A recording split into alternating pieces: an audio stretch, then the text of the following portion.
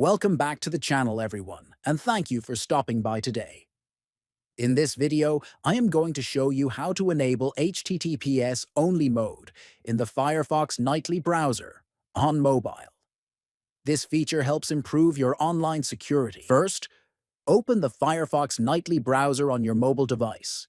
Next, look at the top right and tap on the three-dot menu icon. Then, from the drop-down menu, select Settings. Then, scroll down through the settings list until you find the option called HTTPS Only Mode. Tap on it. You will see a toggle switch at the top of the screen. Finally, turn on HTTPS Only Mode by enabling the switch, and the feature will start working immediately. With HTTPS Only Mode enabled, Firefox Nightly will automatically try to load websites securely. Don't forget to like the video, share it with others who might need it, and thank you very much for watching.